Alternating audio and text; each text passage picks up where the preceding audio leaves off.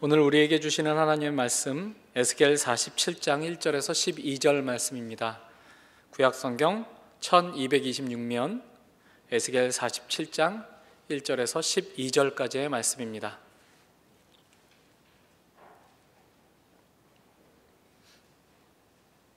봉독해 드리겠습니다. 그가 나를 데리고 성전 문에 이르시니 성전의 앞면이 동쪽을 향하였는데 그 문지방 밑에서 물이 나와 동쪽으로 흐르다가 성전 오른쪽 제단 남쪽으로 흘러내리더라. 그가 또 나를 데리고 북문으로 나가서 바깥길로 꺾여 동쪽을 향한 바깥문에 이르시기로 본즉 물이 그 오른쪽에서 스며 나오더라. 그 사람이 손에 줄을 잡고 동쪽으로 나아가며 천척을 측량한 후에 내게 그 물을 건너게 하시니 물이 발목에 오르더니 다시 천척을 측량하고 내게 물을 건너게 하시니 물이 무릎에 오르고 다시 천척을 측량하고 내게 물을 건너게 하시니 물이 허리에 오르고 다시 천척을 측량하시니 물이 내가 건너지 못할 강이 된지라. 그 물이 가득하여 헤엄칠 만한 물이요 사람이 능히 건너지 못할 강이더라. 그가 내게 이르시되 인자야 네가 이것을 보았느냐 하시고 나를 인도하여 강가로 돌아가게 하시기로 내가 돌아가니 강 좌우편에 나무가 심이 많더라. 그가 내게 이르시되 이 물이 동쪽으로 향하여 흘러 아라바로 내려가서 바다에 이르리니 이 흘러내리는 물로 그 바다의 물이 되살아나리라. 이 강물이 이르는 곳마다 번성하는 모든 생물이 살고 또 고기가 심이 많으리니 이 물이 흘러들어가므로 바닷물이 되살아나겠고 이 강이 이르는 각처의 모든 것이 살 것이며 또 이 강가에 어부가 설 것이니 엔게디에서부터 에데글라임까지 그물 치는 곳이 될 것이라. 그 고기가 각기 종류를 따라 큰 바다의 고기같이 심이 많으려니와 그 진펄과 개펄은 되살아나지 못하고 소금 땅이 될 것이며 강 좌우가에는 각종 먹을 가실나무가 자라서 그 잎이 시들지 아니하며 열매가 끊이지 아니하고 달마다 새 열매를 맺으리니 그 물이 성소를 통하여 나옴이라. 그 열매는 먹을 만하고 그 잎사귀는 약재료가 되리라. 40장부터 환상이 계속되고 있는 중입니다. 선지자는 인도자를 따라 건물 곳곳을 다니고 있었죠. 이 앞에 나왔던 이 건물이 어떤 곳인지 우리가 다시 한번 좀 떠올려 볼 필요가 있겠습니다. 이 건물은 이제 정사각형이었죠. 가로 세로 250m씩 되는 그런 건물이었습니다. 비교해 보면 잠실 야구장의 2배 정도 된다고 생각하시면 되겠습니다. 그러니까 여러분들 야구장 가보신 기억이 있으시면 거기를 따라 2배쯤 되는 건물을 오르락 내리락 한다고 생각해 보시면 되겠죠. 거기에는 3m가 넘는 두께의 또 높이의 이제 그런 담으로 둘려 있었습니다. 계단을 7개 올라오면 그 담을 만나게 되는데 지금 이 강단이 계단 5개 높이에 있습니다. 그러니까 더 높은 거겠죠. 그리고 3m짜리 그 담이라면 그 이제 강단 뒤에 나와 있는 이 그 뒤에 그 5칸을 세 올라가시면 한 3m쯤 됩니다. 그러니까 그 정도 담으로 둘러싸여 있는 그 건물을 보고 있는 중이죠. 계단을 따라 7개의 계단을 따라 올라가면 문이 나오는데 문은 남북 그리고 동쪽에 있습니다. 그리고 그 문으로 들어가면 문을 통과하는데 25m 정도 되는 공간을 지나가야 된다고 앞에 나와 있었죠. 25m쯤 되는 거는 본당 길이 정도 생각하시면 되는 겁니다. 그렇게 그 문을 통과하면 넓은 뜰이 나오고 뜰 맞은편에 뜰 건너편에 또 계단 8개가 있고 그 위로 올라가면 지나온 문과 똑같은 식의 문이 이제 있었다라고 이야기하고 있죠. 그 문도 역시 남북 그리고 동쪽에 3개가 있었습니다. 그 두 번째 문을 들어가 보면 안뜰이 나오는데 안뜰은 사방 그 50m 가로 세로의 정사각형이죠. 역시 우리 그 예배당하고 비교해 보면 예배당 4개 정도 있는 넓이의 그런 뜰이 있다고 이야기하고 있습니다. 그리고 그 정사각형 뜰 한가운데에 이제 높은 제단이 있죠. 제물을 바치는 제단이 우뚝 솟아 있습니다. 만약 우리가 동쪽 문으로 이 성전을 이 건물을 들어가 봤다면 그 제단 저 건너편에 건물이 하나 또 보이는데 그 건물이 바로 성전이었습니다. 그렇게 쭉 이 건물 안을 인도자를 따라가고 있는데 이번에 그 7장 1절에 보시면 인도자가 이번에는 선지자를 다시 그 안뜰에 있었던 제단 건너편에 있었던 성전 문 앞으로 인도하죠. 그런데 가만 보니까 성전 문지방에서 물이 흘러나옵니다. 자, 보통은 건물에서 이런 데서 물이 흘러나오면 공사가 잘못되었구나 이제 이렇게 생각을 하기 마련이죠. 왜냐하면 물은 하수관으로 흘러가야 되는데 바닥을 적시고 그러면 안 되는 것입니다. 그런데 이 물을 보니까 그저 바닥을 촉촉하게 적시는 정도가 아니고 아예 물길을 만들 정도로 그렇게 흐르고 있다고 이야기하고 있습니다. 안뜰 한가운데는 제단이 자리하고 있었죠. 그러니까 제단을 지나가진 않고 물이 제단 아래쪽, 그러니까 남쪽으로 해서 동쪽으로 흘러가고 있는 중입니다. 그러니까 이제 물이 어디로 흘러가나 하고 선지자가 보고 싶었을 수도 있는데 바로 그 시점에 2절에 보면 인도자가 선지자를 이끌고 다시 북문 바깥으로 나아가죠. 그래서 이 인도자를 따라서 북문 2개를 거쳐서 이 건물 밖으로 나오게 됩니다. 그리고는 담을 돌아서 동쪽 문 쪽으로 이제 따라가는 것이죠. 자, 북문을 나와 동문으로 이동하는 거리는 우리가 앞에서 생각해 본 것처럼 잠실 야구장 출입구에서 나와서 지하철역 오는 것만큼 그렇게 간다고 생각을 해보시면 좀 상상이 되실 것 같습니다. 그런데 동문 이제 바깥쪽 동문에 이르러 보니까 그 동문 오른쪽에서도 물이 스며 나오고 있었던 것이죠. 그러니까 방향을 생각하건대 분명 이 물은 저 성전 앞에서 흐르던 그 물이 이 바깥으로 이어지고 있는 것으로 보입니다. 그 물이 이제 동쪽을 향해 흘러가고 있었던 것이죠. 자, 3절에 보니까 인도자가 줄자를 가지고 거리를 재면서 동쪽으로 나아갑니다. 자, 1000척을 나아갔다고 하는데 그러니까 대략 계산해 보면 500m쯤이라고 생각할 수 있죠. 근데 500m쯤 가서 인도자가 선지자에게 물에 들어가서 건너가 보아라 이렇게 말을 합니다. 그대로 하니까 물에 발목 정도가 빠졌다고 이야기하죠. 그러더니 다시 4절에 보면 다시 1000척을 그러니까 500m를 더 가더니 또 다시 물에 들어가 보라고 합니다. 그래서 이번에 물에 들어가 보니까 물이 무릎까지 차올라왔던 것이죠. 그러니까 처음 시작한 것부터 좀 2000척을 간 거니까 1km쯤 되는데 계산하기 좋게 잠실 운동장 사거리에서 잠실 세내역까지 걸어가면 이제 그 정도 거리가 됩니다. 그리고 거기서 멈추지 않고 다시 또 1000척 500m를 가서 물에 들어가라고 하죠. 그랬더니 이번에는 물이 허리에 이르렀다고 되어 있습니다. 근데 5절을 보니까 자꾸 인도자는 더 나아가고 있습니다. 다시 1000척을 가서 선지자에게 물에 들어가 보라고 하죠. 지금까지 추세를 보아하니 선지자가 이거 물에 들어가도 될까 싶은 주저함이 있었던 것도 같습니다. 있었을 것 같습니다. 그런데 아니나 다를까 정말 들어가 보니까 수심이 키를 넘어가서 이제는 걷지 못하고 헤엄칠 수밖에 없는 그 정도의 수심이 되었다고 말하고 있는 것이죠. 6절에 보니까 이제 인도자는 선지자한테 거기서 그러고 있지 말고 나오라고, 강가로 나오라고 말합니다. 처음에는 물이 졸졸 흐르는 것이었는데 지금 여기 보니까 강가라고 부를 정도가 됐죠. 그러니까 물이 불어나서 강이라고 부를 정도가 된 것입니다. 자, 지금 얼마나 걸어 나온 것이냐 하면 2km 정도 나온 것이죠. 잠실 종합운동장 사거리에서 시작하면 잠실역까지 걸어가는 정도의 거리라고 생각하면 됩니다. 나중에 성경을 한번 실감나게 보시려면 오늘 모임 마치시고 잠실역까지 걸어가 보시면서 생각해 보셔도 좋을 것 같습니다. 7절 이하에 보니까 선지자가 이제 강가로 나오는데 이 둘러보니까 물 주변 둔덕에 나무가 많이 있었다고 하죠. 자, 환상이니까 그 전까지는 안 보였는데 이제 보니까 보였을 수도 있겠습니다. 그러니까 여러분 마음으로 우리가 상상을 한번 해보면 좋겠습니다. 마치 컴퓨터 그래픽을 만든 화면을 보는 것처럼 처음에는 크고 긴 담에 둘러있는 그런 건물이 있었죠. 그런 건물로부터 지금 나와서 바깥으로 나와 보니까 그 앞에 물이 흐르고 있습니다. 처음에는 그 물줄기가 바닥을 적시는 듯 했는데 이제 점차 깊고 넓어져서 강이 되고 있죠. 색깔을 좀 입혀서 생각을 해본다면 저 뒤에 멀리 벌써 2km나 떨어져 나왔으니까 선지자의 자리에서 뒤를 돌아보면 저 멀리 건물이 보이고 눈앞에는 푸른 물이 넘실거리는 그런 풍경이라고 말할 수 있겠습니다. 근데 7절에 보니까 나무가 심이 많더라 라고 되어 있죠. 자, 나무가 무슨 색이었을까요?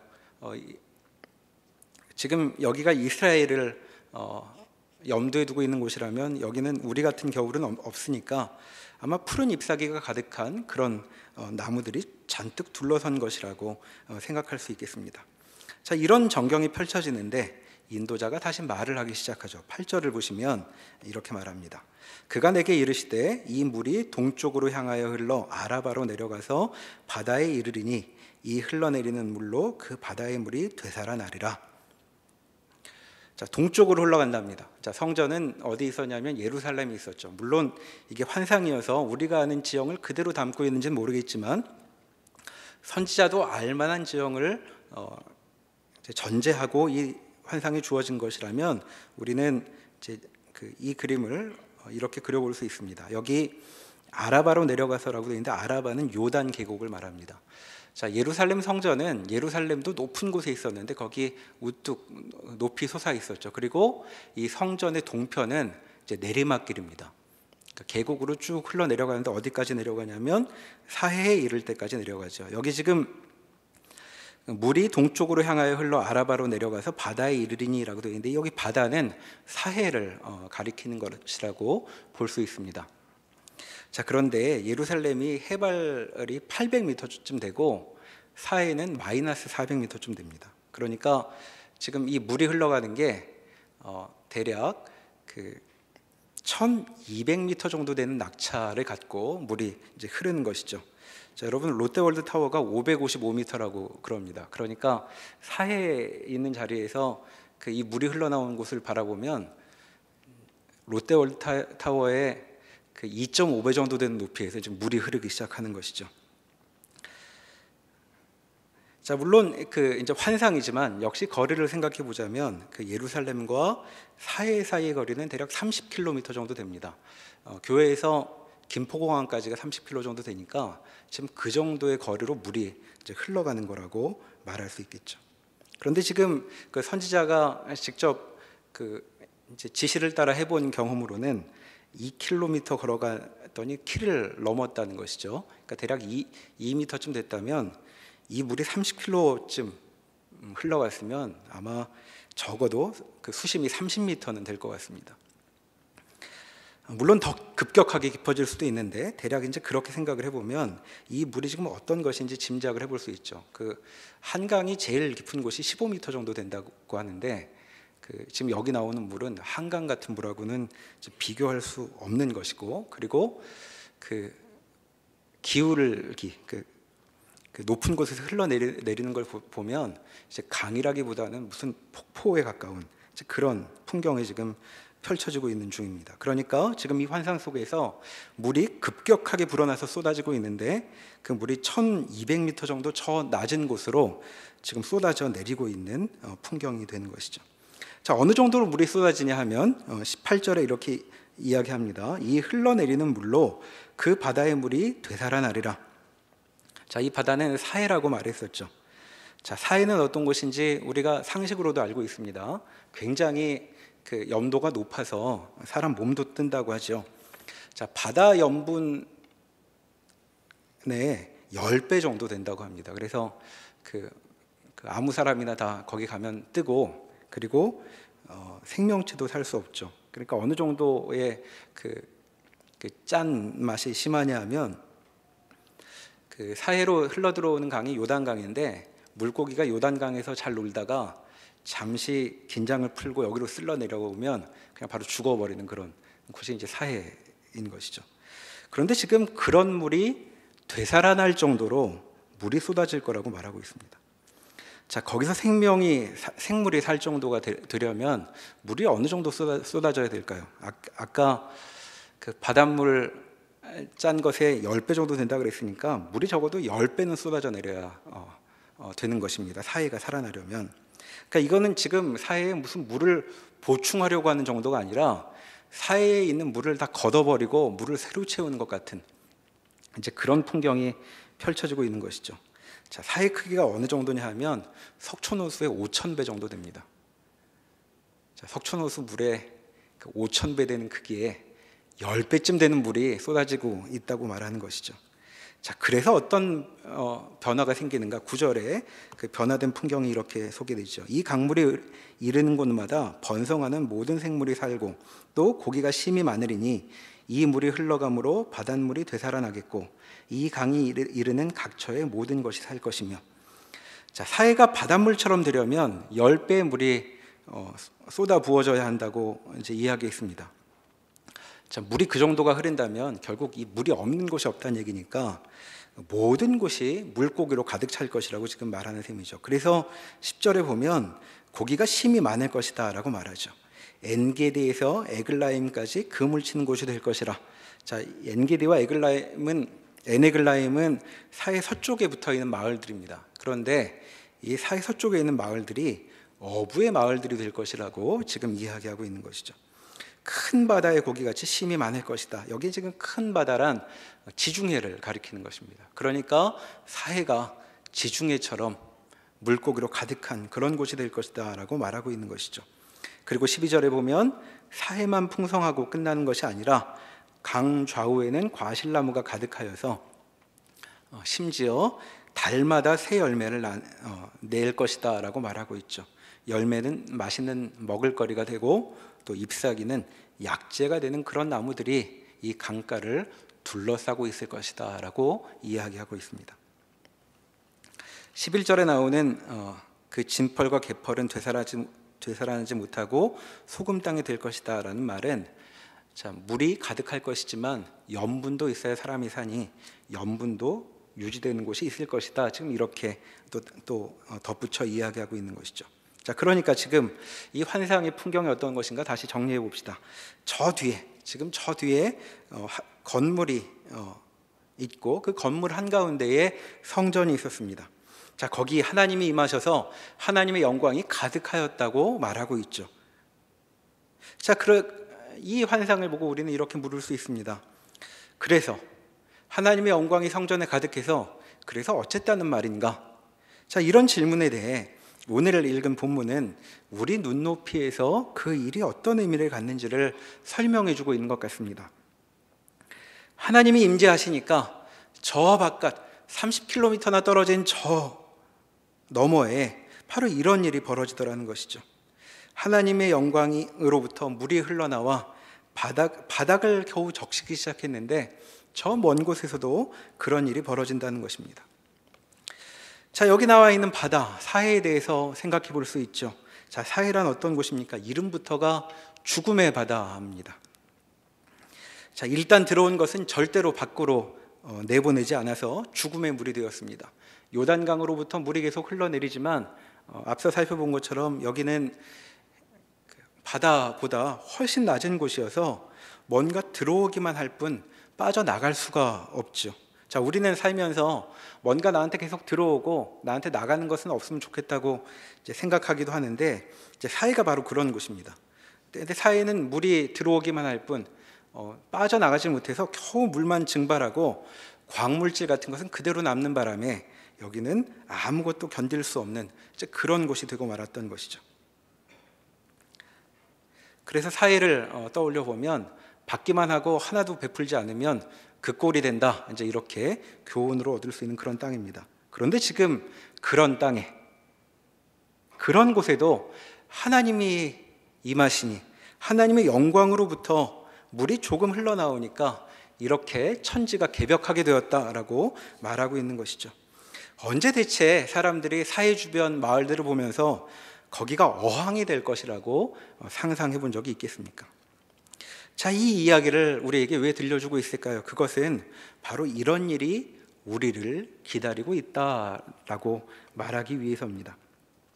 47장 13절에 보시면 47장 13절 이하에 보시면 이제 이 성전이 있는 이 건물 주위로 남북으로 그 이스라엘 옛 땅에 이스라엘 족속에게 다시 땅이 주어지는 이야기들이 기록이 되어 있습니다.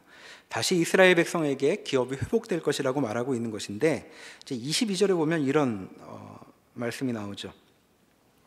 그 땅은 제비뽑기를 통해 골고루 사람들에게 분배될 터인데, 그런데 이것은 비단 이스라엘 족속에게만 해당하는 것이 아니었습니다.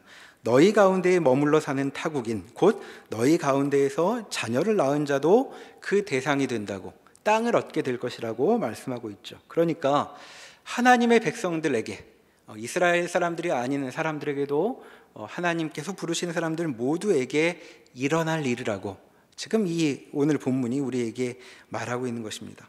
바로 우리에게도 이런 일이 일어날 것이라고 이야기하고 있으니 우리는 앞날을 기대해 볼 수 있을 것 같습니다. 그런데 여기서 좀 더 생각해 볼 수 있는 것이 있죠. 지금 그 본문이 우리에게 알려주고 있는 바는 성전에서 멀리 떨어져 있는 사해에서 일어난 일이었습니다. 자, 여기가 이 정도라면 저 뒤 원래 출발했던 그 건물, 그 성전 안은 어떨 것인가라고 우리는 생각해 볼 수 있죠. 자, 거기는 정말 우리가 말로 표현할 수 없는 놀라운 일이 일어나는 것이라고 짐작할 수 있습니다. 자, 무성하고 빽빽한 과일 나무들, 그리고 물고기로 가득한 싱싱한 기운 가득한 바다가 이 앞에 있지만, 이 정도로는 감을 잡을 수 없는 생명력 가득한 그곳이 바로 성전이라고 성경은 우리에게 알려주고 있는 것이죠. 자, 이런 차원에서 우리가 좀 더 생각해 볼 주제가 있습니다.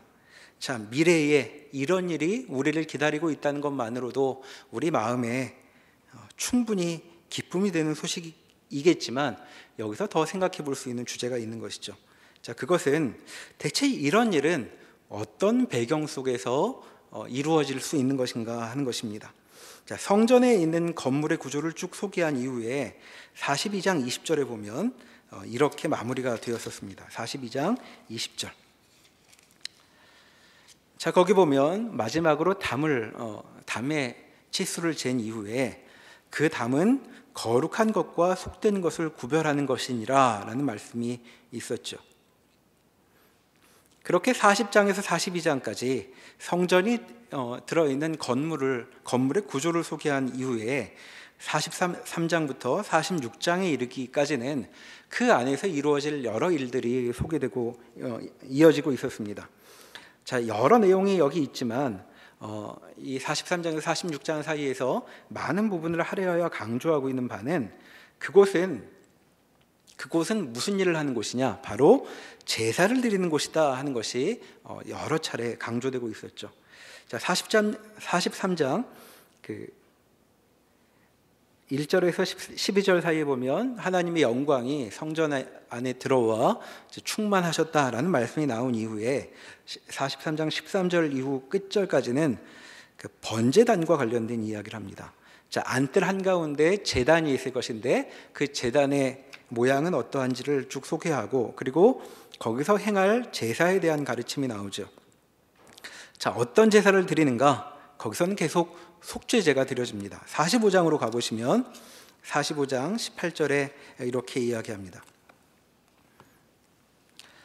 45장 18절에 보면 여호와께서 이같이 말씀하셨느니라. 첫째 달 초하룻날에 흠없는 수송아지 한 마리를 가져다가 성소를 정결하게 하되. 자, 성소를 정결하게 해야 한다는 말씀을 하시죠.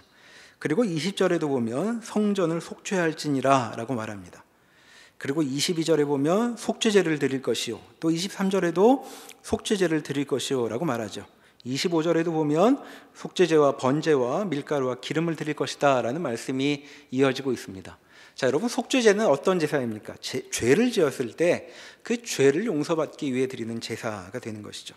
자, 그러니까 성전이 있는 그곳에서는 무슨 일이 벌어지는가? 하나님의 영광이 가득한 그 앞에 번제단이 자리하고 있는데, 거기서는 거룩함을 유지하기 위해 속죄제가 계속 드려질 것이다 라고 말씀하고 있는 것입니다.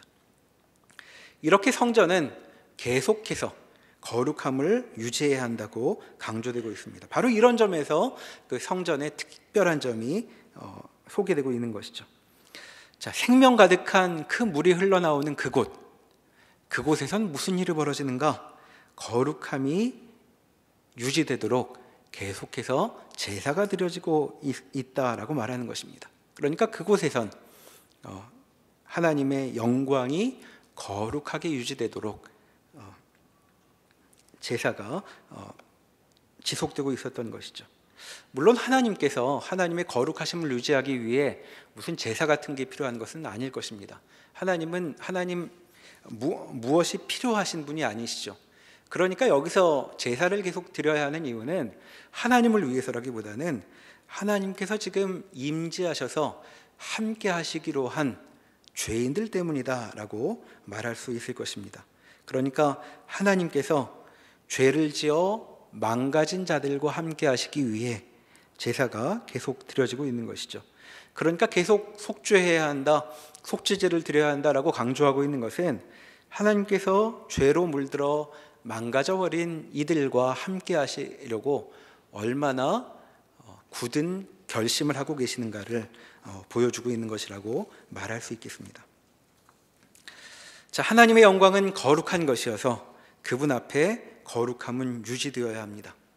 자, 이 거룩함이 유지되어야만 이 땅에 생명이 펼쳐질 수 있는 것이라고 오늘 성경은 말하고 있는 것이죠. 그래서 제사장의 임무가 이렇게 소개되고 있습니다. 44장 23절로 가보시겠습니다. 44장 23절.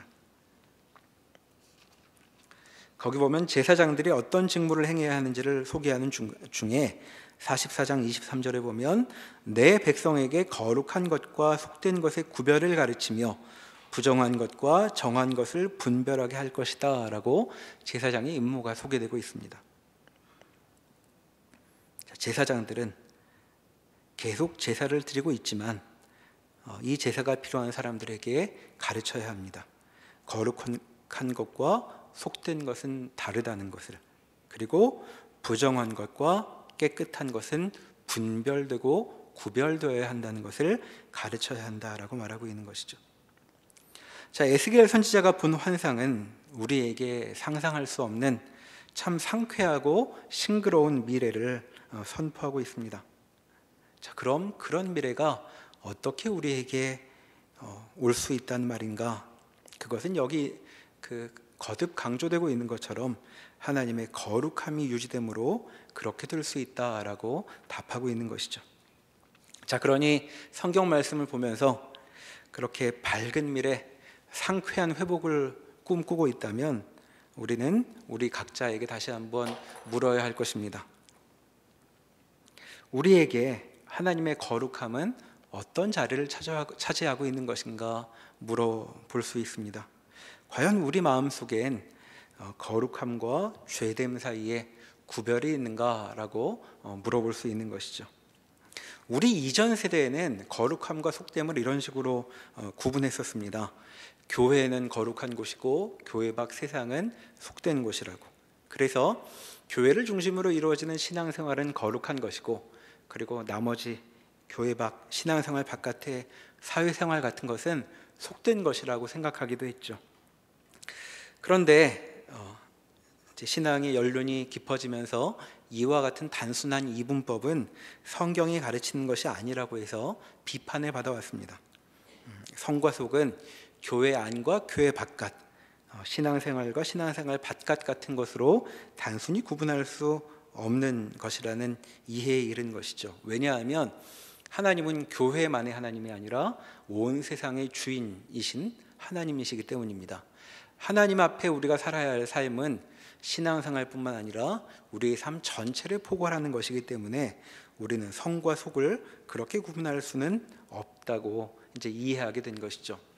하지만 이와 같은 이해를 놓고 우리 세대의 모습을 이제 떠올려 볼 수 있겠습니다. 우리에게는 우리 이전 세대가 가졌던 것처럼 성과 속, 거룩함과 세속을 그렇게 구분하는 유치해 보이는 방식은 사라져 버렸는지 모르겠습니다. 그러나 어쩌면 우리는 아예 거룩함과 속됨 자체를 구별하지 않고 사는 것은 아닌지 한번 돌아볼 필요가 있겠습니다. 이제는 죄되고 속된 것들이 거룩함의 영역으로 밀고 들어와 있는지도 모르겠습니다. 어디에서도 하나님의 거룩함에 두려워하고 마음을 조아리는 면모는 찾기 어려워진 것 같습니다. 교회에서도 교회 바깥에 사고방식과 문화가 그대로 밀고 들어와서 아무것도 아닌 것처럼 생각할 때도 많이 있었던 것이죠. 그래서 우리 윗세대의 성과 속의 단순한 이분법을 벗어버린 이후 우리는 성과 속의 구분을 아예 없애버렸는데 이제 속된 것이 거룩한 것을 전부 삼켜버릴 지경에 이르렀는지도 모르겠습니다. 자, 그런데 하나님의 생명력은 거룩함을 거룩함의 영역에 제대로 유지시켜 나가는 방식으로 이루어지고 있다고 오늘 말씀하고 있는 것이죠. 자, 그렇다면 우리는 하나님의 거룩하심에 자리를 내어놓아야 할 것입니다. 하나님의 자리, 하나님께서 거룩하게 임하실 자리가 우리 삶에 분명히 구분되어야 하겠죠. 물론 우리 삶 전체가 하나님의 임재 가운데 있으니 삶의 모든 것이 거룩해져야 하겠지만 첫 걸음은 하나님의 거룩하심을 먼저 구별하여 기억하는 것으로 시작될 수 있을 것입니다. 자, 그러니 우리 스스로에게 다시 물어보면 좋겠습니다. 과연 우리에게 거룩함, 하나님의 거룩함은 우리가 정말 두려움으로 그리고 조심스러운 마음으로 지켜야 할 어떤 영역으로 구분되고 있는 것인가, 그렇게 구별되고 있는 것인가 생각해 보아야 하면 좋겠습니다. 우리 윗세대들은 주일을 거룩하게 지키기 위해 주일에는 아무 일도 하지 않고, 그리고 어떤 경우에는 주일에 대학 시험이 있으면 가고 싶은 대학을 포기하면서까지 주일에 예배를 드리기도 했습니다. 근데 우리 시대에는 주일에 영어 시험이 있으면 교회를 그저 빠지기도 하죠. 우리는 우리 윗세대보다 얼마나 훌륭해진 것인가 다시 물어봐야 할 것입니다. 그저 단순히 이분법적으로 구분하지 않게 되었다고 말하면서 사실상 속된 것이 우리의 거룩한 것을 삼켜버린 지경이라면 우리는 오늘 본문 47장이 우리에게 들려주는 것 같은 그런 생명의 회복을 맛보기에는 어울리지 않는 사람들이라고 말해도 좋을 것입니다. 우리 마음에 넘을 수 없는, 넘어서는 안 되는 그 하나님의 자리, 하나님의 존전이 우리 가운데 기억되어야 할 것입니다. 그분의 존전이 우리 안에 그렇게 거룩하게 구별되지 않는다면 그렇게 살면서도, 그렇게 아무렇지도 않게 살면서도 그렇게 생명력 가득한 물이 우리의 삶을 휩쓸기를 소망한다면 우리는 무언가 크게 오해하고 있는 셈이 될 것이죠. 자, 그러니 우리가 정말 마음을 쓸 곳은 물이 넘치는 그곳이 아닙니다. 자, 사해 같은 곳마저도 하나님께서 알아서 생명으로 회복시킬 것입니다. 자, 그러면 우리의 마음은 어디에 있어야 할까요? 그것은 바로 주님이 자리하신 거룩한 그곳, 성전 앞이 되는 것입니다.